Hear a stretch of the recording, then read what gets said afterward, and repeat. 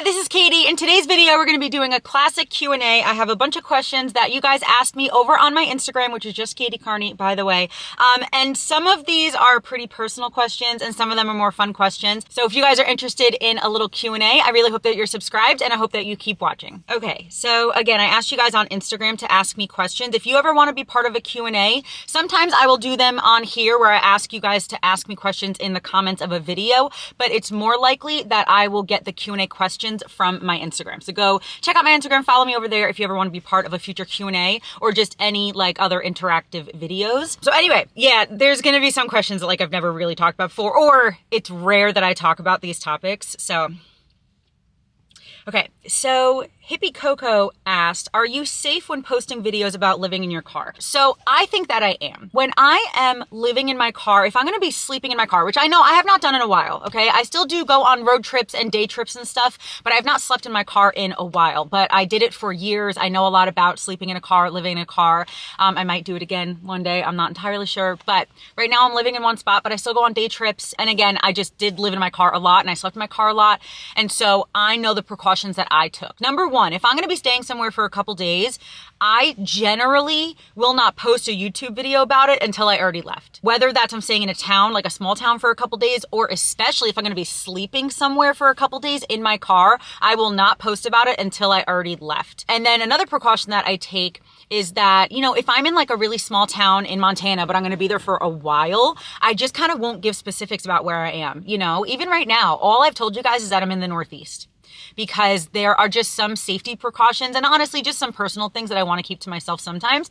But there are just some safety precautions where I don't like to really share the exact town that I'm staying in or the exact area that I'm staying in while I'm there. If it's a really much bigger city or something, that's a little bit different. But again, if I'm going to be posting, like my last video, I was at the Jersey Shore and I posted that video after I already left, you know, and when I went to Albany recently, or I went to wherever else I went, Vermont, I posted those videos after I already left. But also if it's during the day and I'm in Vermont and I'm, you know, out at a little grocery store or something like that, that's a little bit different. I don't really mind posting that kind of stuff like on my Instagram. But yeah, so there are going to be some times that I'll post things in real time, right? Like when I'm in Montana, if I'm there for a month and a half, I'm going to be posting while I'm in Montana that I'm in Montana. But again, I just kind of won't be specific about where I'm staying or what part of town I'm in, and especially where I'm going to be sleeping. Definitely will not be talking about that until after I'm already gone. Maybe I will talk about it after. I think I just repeated myself 4 times, but I think that makes sense. Yeah. So I generally feel safe about it. All right, someone asked waffles or pancakes. I hate this question because I never know the answer. I think maybe like a really good Belgian waffle, and I loved plain Eggos. When I could eat Eggos, just a plain one, I loved how like they weren't really sweet, but I do love like a really good fluffy pancake. That's how, I don't know why that's always been a hard question for me. Like, I don't think that I like one more than the other. Sorry, that's a cop-out, I know. All right, I'm actually going to take a little break from the Q&A to talk about today's sponsor. You guys know how much I love Native deodorant. I talk about them all the time. I've been using them for years. And so I do want to thank Native for sponsoring this video. And so the main reasons that I love Native deodorant are that they're aluminum free. I do not like aluminum in my deodorant, and they're paraben free as well. And they work. They help me smell really, really good throughout the day. And so 3 of my favorite scents, I have several favorites, but 3 of my favorites are the citrus and herbal musk. It's a little more masculine. I love it. I love it. I love it. I love it. Oh my gosh, I love it. One of my other favorites is a sea salt and cedar, which is a little more fresh. It's a little more fresh, like just fresh. And then this is my favorite sweet scent, which is the sweet peach and nectar, which smells exactly like you would guess, like a really natural smelling peach. I love it. I'm actually gonna just apply a little bit more right now. Again, they are aluminum free, paraben free, they're cruelty free, they're vegan. They have a lot of really good ingredients in their products like shea butter. And again, I've been using them for years. One of my other favorite products that they have is a body wash that I love. I love their body wash so much. I use it every single time I take a shower, but they also have shampoo and conditioner. They also have a hair treatment that I love, like a leave-in conditioner that I love. They have toothpaste. They have a ton of different things on their site. And they also have a plastic-free range if you're curious into looking into that as well. But you guys know that I have a coupon for you guys. If you're curious in trying aluminum-free deodorant for the first time, or if you just want to stock up on some new scents, if you use my code KatieCarney9, you can get 33% off of a 3-pack of deodorant. So normally a 3-pack of deodorant on their website is $39. If you use my code, it's only $26, which is a great deal. And my code gets you 20% off of a body wash as well, which again, I love. And they have a lot of these scents in the body washes as well. And they have unscented too, if that's something that's more important to you. So yeah, I want to thank Native again for sponsoring this video. I love working with them and I love their deodorant. I literally use it every single day. So thank you, Native, for sponsoring this video. Oh, and I have the link in my description as well. Let's get back into the Q&A. Scott asked, is online dating worth it to you? I did not think of these answers before this question, so you are getting like my raw reaction to this. Is online dating worth it for me? Yes. But there's a lot of like caveats to that. Is that the word? There's a lot of like, but I don't know. So basically, I would say my 3 or 4 most serious relationships from like earlier, from like my 20s, like my early 30s, I actually met them in person. Like one I met at work, one I met through my brother, one I met at a concert, actually 2 I met at concerts, and one I met at Yellowstone. I don't even think I ever told you guys that story because I don't really talk about dating much on here, but I did actually meet someone at Yellowstone who I ended up dating for a while.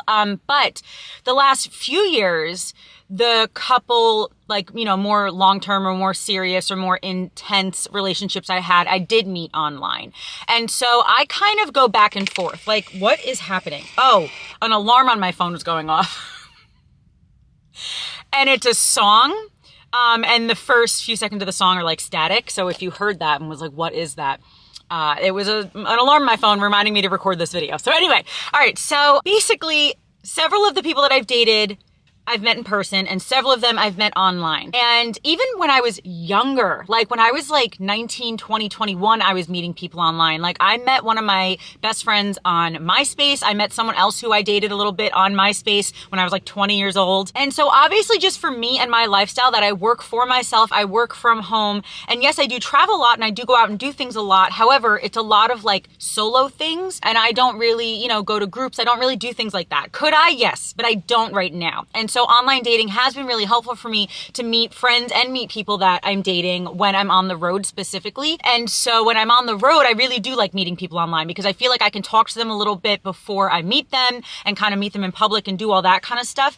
But there's also been a lot of times where I've met people in person. So I feel like I'm just kind of giving you a roundabout answer where yes, I do think it's worth it, but it is very difficult. And I feel like especially now, my opinion on online dating and maybe dating in general, but this is just my experience on this, is that a lot of people don't like the idea of commitment and a lot of people don't like the idea of like honesty and like being a team and all that kind of stuff. A lot of people just kind of want casual things. And so that's not what I want. So I'm not saying they're wrong for wanting that necessarily. I'm just saying that that's not what I want, but I still think that it's worth it because there are lots of people who use online dating because they don't want to go to bars and meet people. They don't want to go out in public and meet people. And most of their hobbies they do by themselves and they work from home. You know, like there are a lot of people who are like that. And so I do think that online dating can work. And again, like my serious boyfriend that I had last year that I talked to you guys about very briefly, I met him online and he was awesome.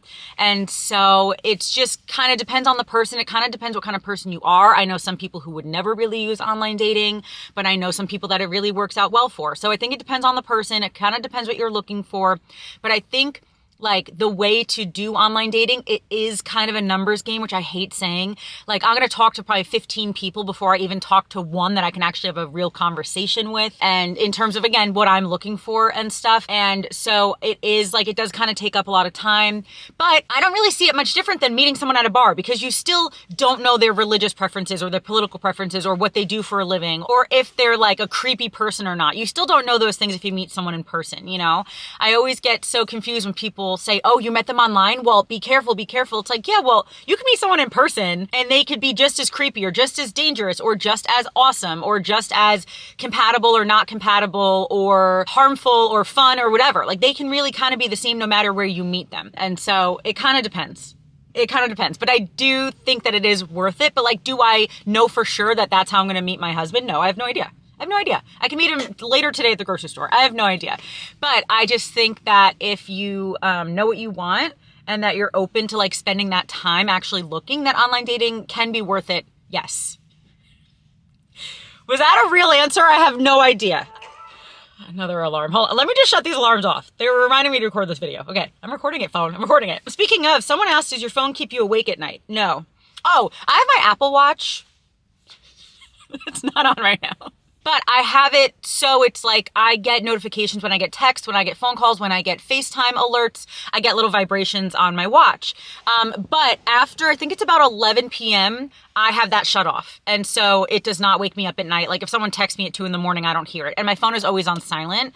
And so if he's talking about that, if this question is about like, does my phone keep me awake at night because of texts or alerts? No. And then in terms of like all the blue light and stuff, I've never noticed a difference. I've never noticed a difference for me personally. If like I watch TV or if I'm looking at my phone at night, I've never noticed that it keeps me awake or anything like that. I know I keep playing with this. Anyway, no, I haven't noticed it has for me. No. Okay, someone asked, what's your favorite part about Utah and when do you think you're coming back?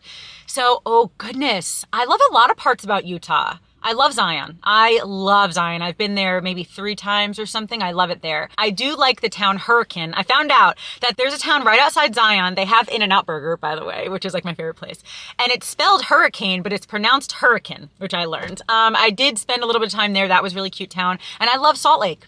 I love Salt Lake. I went to a speakeasy there once, which was so cool. Like you walk into like this little store. I think I went on like my 33rd birthday or something like that a few years ago. And you walk into like this little store and the girl is all dressed up like behind the counter and they sell little like knickknack kind of things. And I remember being like, is there a bar in here? Cause I knew nothing about speakeasies. And she's like, what are you talking about? Bars are illegal. Like it was this whole thing. It was like a whole like a production kind of thing. She's like, no, bars are illegal. No, we don't sell alcohol here. No.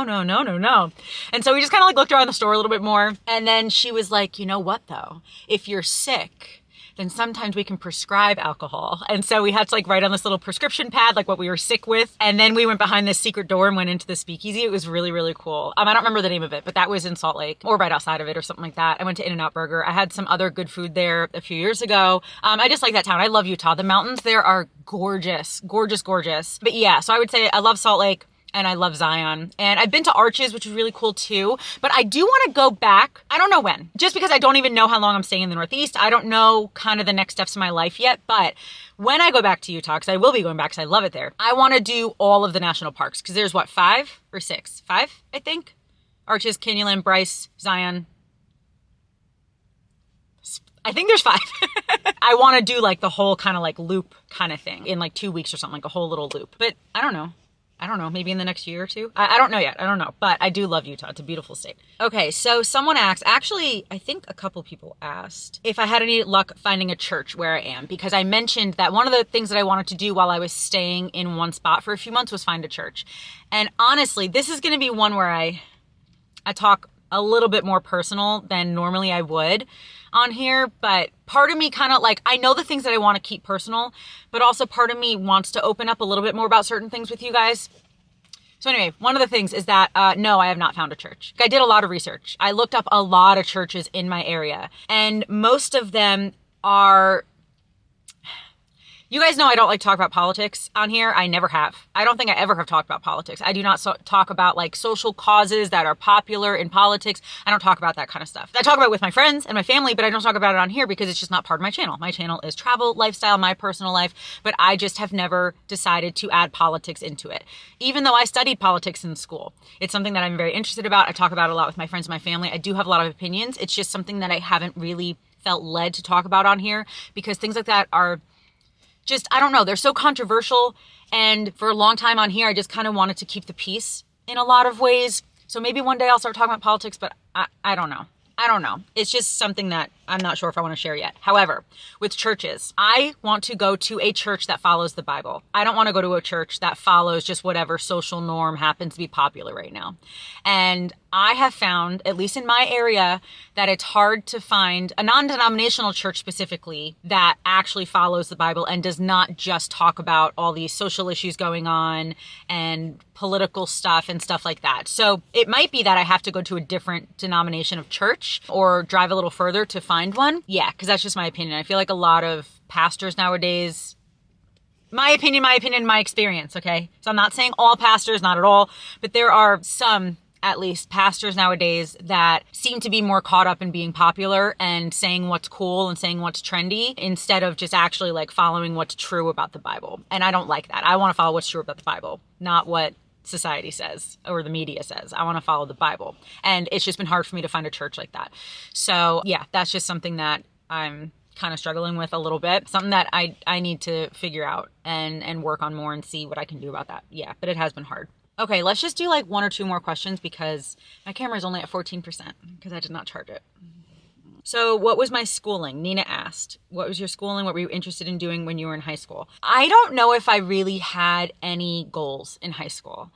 I was a little bit more of like a typical, like just kind of follow the crowd, very naive, which I'm very grateful for, but just kind of very like went to school, came home, watched TV, hung out with my family, hung out with my friends, and that was it. I didn't really have any clubs. I didn't really have many hobbies except for like hanging out with my friends and playing music. I did that a lot, and some arts and crafts. Those were kind of like my hobbies. But in terms of like what I want to do with my life, I had no idea. I ended up going to college and I have a degree in social science, but the concentration is political science. So I studied a lot of political science in school as well as sociology and psychology, a minor in special education because I was thinking, well, maybe I'll be a special ed teacher, so I'll have this minor in special ed. But when I was in college, I was thinking of being a social researcher. I wanted to get my master's in sociology and be a social researcher. But then I just ended up kind of taking a different route and I ended up, writing and doing assistant work and stuff like that. And now I'm doing YouTube, which is awesome. But yeah, so when I was younger, like I think someone else asked, like when you were younger, what did you want to be when you grew up? Like, I think that I wanted to be like a zoologist or something when I was really young. And I think I did have kind of some thoughts about being a teacher because my mom was a teacher and she retired a year and a half ago. And then when I was in college, like right when I went to college, I was thinking of being a pharmacist. I don't know if I've told you guys that, like right when I went to college. And then I ended up taking like calculus and I was like, never mind. Because I love math, but calculus is like a whole different breed, and I did not like that.